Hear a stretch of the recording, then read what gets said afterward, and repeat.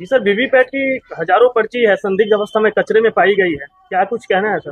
देखिए, वीवीपैट की कुछ पर्चियां सरायरंजन विधानसभा क्षेत्र में जी। सूचना मिली थी कि वहां पर पाई गई हैं। हम्म। कमीशनिंग सेंटर जो डिस्पैच सेंटर है उसके पास ये पाया गया है, जहां पर देखा गया कि बहुत सारी श्रेडेड जो पर्चियां थी उनके बीच में कुछ अनश्रेडेड पर्चियां भी पाई गई हैं, जी। जिसको कि प्रशासन ने उसको कन्फिस्केट करके सीजर कर लिया है। इसमें जो सभी जिन्होंने भी लापरवाही की है उनके खिलाफ प्राथमिकी दर्ज की जा रही है और ये जांच में हो जाएगा, स्पष्ट हो जाएगा कि ये किस समय की पर्चियां हैं। इसमें किसी तरह की कोई अफवाह नहीं फैलाने की मैं अपील करूंगा। ये पूरा टेक्निकल मामला है जिसकी की जांच करते हुए सभी चीज स्पष्ट हो जाएगी।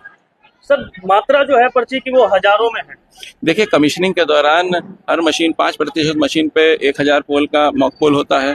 साथ ही साथ सभी कैंडिडेट्स की कमीशनिंग के समय भी उसमें हर कैंडिडेट का बटन दबा के चेक किया जाता है कि उसमें सिंबल सही से लोडेड है कि नहीं। लेकिन उसका मात्रा सर इतना मात्रा में तो नहीं। जी हाँ, 5% मशीनों पे 1000 मॉक पोल होते हैं, तो वो उसमें काफी संख्या में रहता है। वहां पर आपने देखा होगा कि कटी हुई और श्रेडेड पर्चियां भी बहुत सारी पाई गई हैं।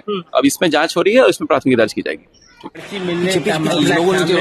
क्या कुछ मामला है? देखिए, सरायरंजन थाना अंतर्गत कुछ जगहों पर श्रेडेड जो वीवीपैट की पर्चियां हमें मिली हैं, जिनके साथ कुछ अनश्रेडेड जो है साबुत वीवीपैट की पर्चियां भी मिली हुई हैं।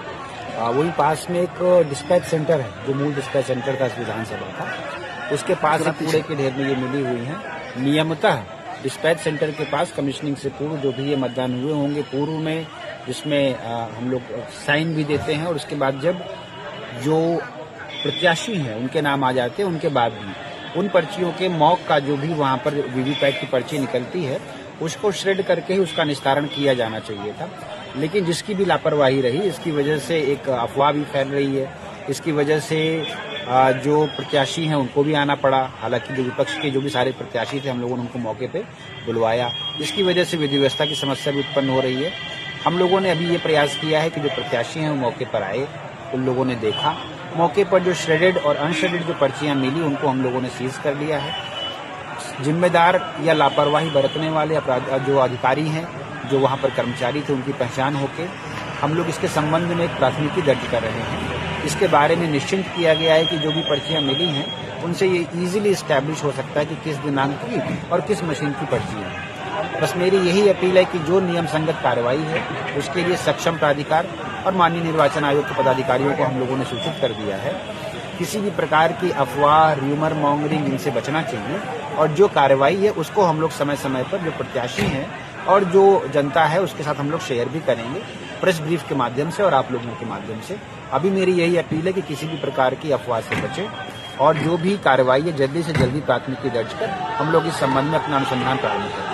पहले पर्ची का जांच हुआ है सर? अभी जो पर्ची मिला उसकी जांच की गई? जांच हुई है, उसमें बहुत सारे ऐसे जो प्रथम दृष्टया वहां पर दिख रहा है उसमें श्रेडेड पर्चियां हैं। इसका मतलब ये है कि कमीशनिंग के दौरान जो डिस्पैच सेंटर है उनको प्रॉपरली विनष्ट जो किया जाना था, उनमें से कुछ पर्चियों को प्रॉपरली विनष्ट नहीं किया गया और संभवतः किसी ने साफ सफाई करके कूड़े के ढेर में डाल दिया होगा।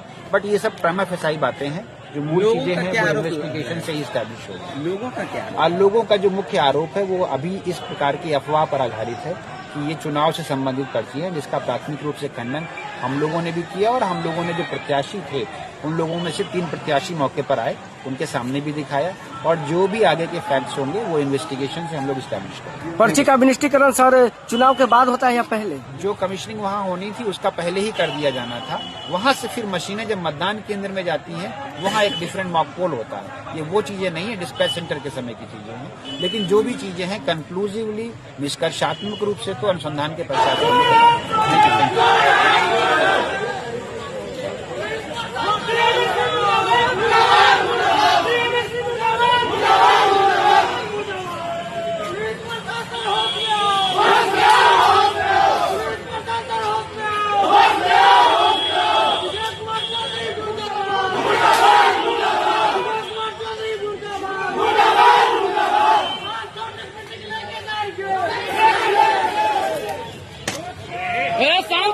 डंडा नहीं चलाएगा, डंडा चलाएगा उग्र जनता को आप संभालिएगा, आप लोग डंडा चलाइएगा, जानिए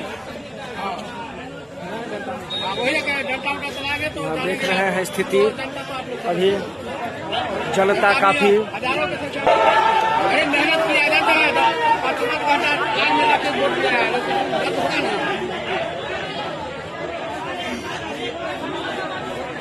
शांति बना के रखिए, आप लोग शांति बना के रखिए।